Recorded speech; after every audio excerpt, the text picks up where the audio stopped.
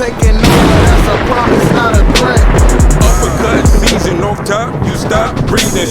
But also too, our next review would be season 2 of Tokyo Vice. So LB, again, what was your favorite thing about season 2 about Tokyo Vice? Oh man, like Tokyo Vice did its thing. Once again, the violence and the pacing just hit this season. Like they made you feel like shit was gonna hit the fan at every moment. It was just the pacing and the violence and the whole seriousness and how characters slowly emerge and was running shit behind the scenes, and then they emerge and the plot just kept elevating and the characters were used a lot better. You didn't have all the bullshit side stories, and it didn't focus on like certain people too much.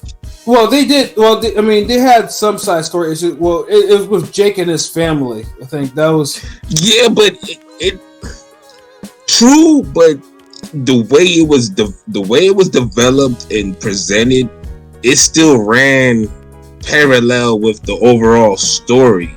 Like it just it wasn't done in a meaningless way where you see how they kind of roped it back in at the end of the episode. Right. So. And literally, that was maybe the weakest, maybe most filler episode the whole season. True. And even then, you felt like, damn, like, what's gonna happen next? So yeah, like, if you could have a good, it was 10 episodes? Yeah, it was 10 episodes. And you got one weak episode, one mid episode out of 10 episodes, nigga, your show pretty hard then, nigga. Like, you kind of did your thing. Yeah, like the writing on this show, it definitely improved on there. Because in the first season, because I know you were on the fence with the first season until you watched it a little bit more. You know, it took a while to get where it was going, and even then, it wasn't totally happy when it got there, like. like you taking somebody someplace and you're like, oh, we there yet. Oh, nigga, it's hot. Like, turn the AC up. You got this old ass music. There's this, that, and it's like, then they get there and it's like, okay, I'm feeling it. Like, they're happy for a while, and then 2 hours later they're like, all right, I'm ready to go. Like fuck this. And then you're like, hold on, we could do one more thing. And then they're like, okay, this is cool. It's like, so that's how season 1 was. It was just all over the place. And this season 2 just was just fire. Like, each episode was just hitting. Yeah, they tightened all that shit up though, and it was an hour of really, really great TV. And the dialogue was stronger too. Like, niggas was really like dropping gems, and just like the one-liners. And how, like, it didn't get over the top. Like, it still had that street element with the crime, the drama. Like, niggas is still getting shanked up. Yeah. It was good, yo. Like, I fucked with it. Like, it wasn't perfect now, you know, but it was good, very good. Now, what was the worst thing about this season? There was several worst things. First of all, like. And this was a problem from season 1, and it was still a problem in season 2, but not a big problem because the direction they ran with her character. But working in like an after hour spot, I don't know the Japanese term for it. Because if you play them Yakuza games, they got a mini game where you do that. I'm kind of stuck on that shit. Where you're like a hostess.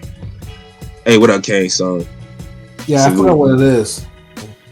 Like, you're like the consort hostess, and they picked the most uninteresting, blandest, unsexiest, uncharming white lady of all time to play such an erotic, sensual role, and they keep kind of showcasing her and shoving you in her face and in your face, this bitch, and it's like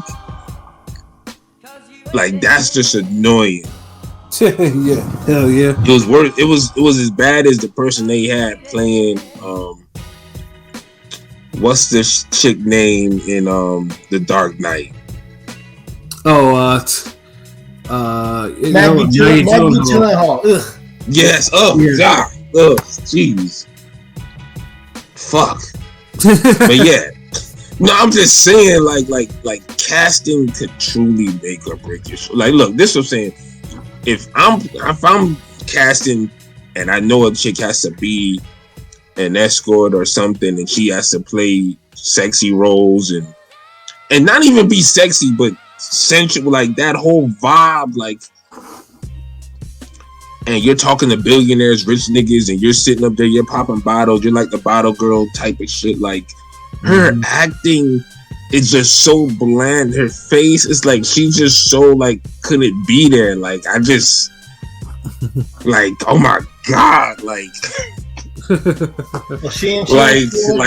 acting was horrible. Like, so that's one of the worst things about it. Two was, some of the writing and build up for certain scenes could have been developed a lot more. Like, certain shit, they just kind of jump to conclusions, or like they jump to a cut scene, and you're like, damn, like y'all could have kind of built that up. Like, and one of them is the guy, is it Hanayama?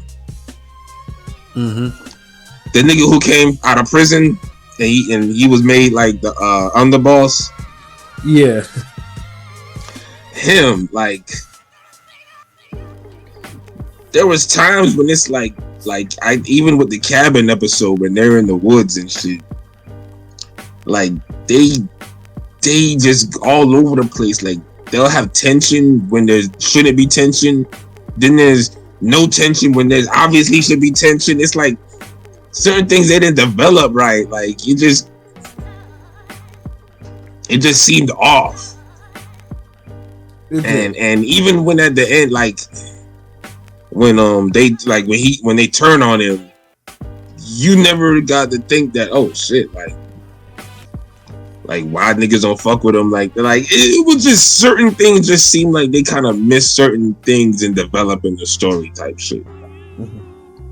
But like, the world building was already so crazy that it's really a minor distraction. Yeah, it was minor. It's minor. Like, honestly, the Samantha thing is worse. Mm-hmm. If we're honest, but it's not as bad in season 2. So that's why it's like these are just minor things. Like, so that's what I'm trying to say. Like the season was so good. These two minor things still don't even hurt it.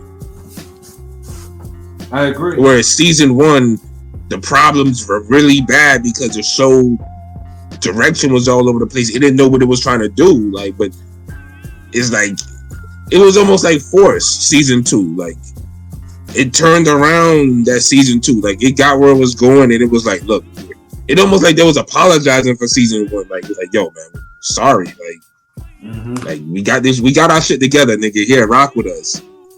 We gonna murk niggas every episode and keep you interested. We gonna cut niggas' fingers off. We gonna cut up reporters. We, you know what I mean?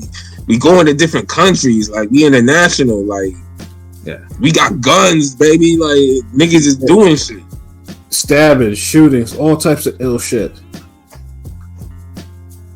Hold on, I'm hearing MK2 is supposed to have 27 fight, and the L supposed to be 3 to 5 minutes. I don't even know what that means, bro. Like, with the video game talking terminology, I swear I'm so behind with shit. Like, y'all, I don't be. So I was playing a game earlier today, like for the first time in like a minute. I'm fucking Streets of Rage 4. But yeah, if we was to score this shit, I'd give this a 9. Yeah, no, 9. Yeah, 9 is a good score too. Like, I mean, because I mean, the season finale was dope as fuck. Like, I thought. Yeah, if you would have said a 10, I wouldn't have argued. But a 9, I feel like this was definitely like this was hard. Like, yeah. Yeah, like again, and it like, closed off good. And now, of course, like, and I'm pretty sure soon it'll be like other HBO shows. HBO shows like, hey, we're gonna cancel it.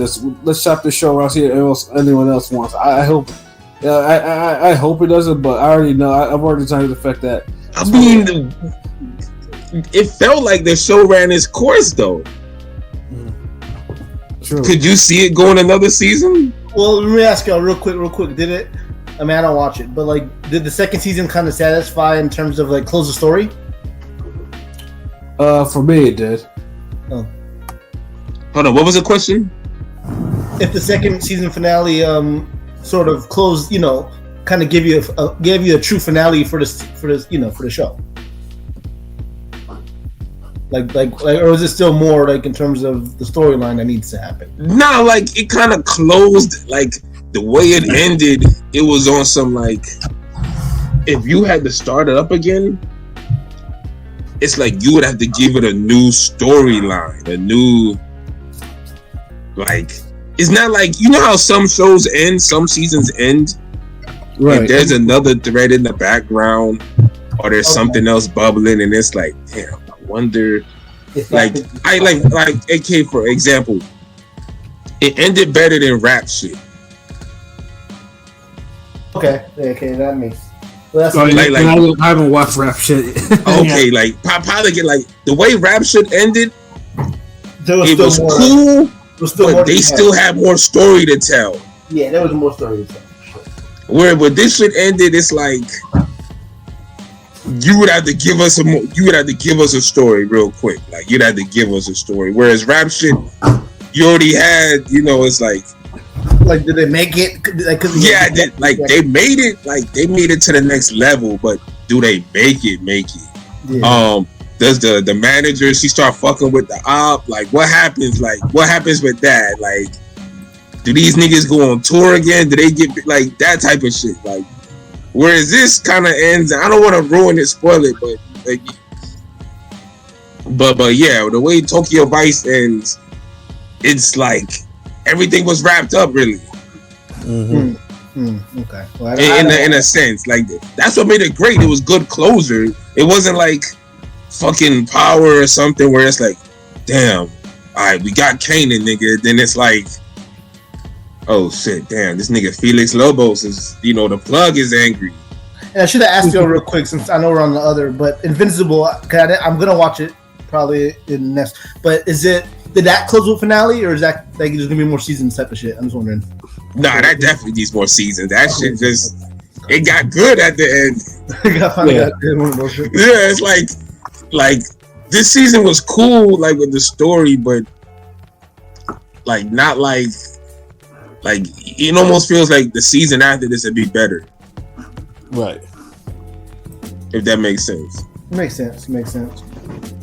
But yeah, no, obviously we fully recommend the second season of Tokyo Vice. Like I said, quality TV, quality acting, quality writing, and everything. Like considering that what I originally thought it would be, like I'm happy that it turned out to be like a show with strong writing, not just mindless killing. Because the killing when it happens is good, but it's more than that. So, but yeah, we would just have to make sure, like I said, for both Invincible and for Tokyo Vice, this both seasons, definitely go and start watching those. They get our thumbs up.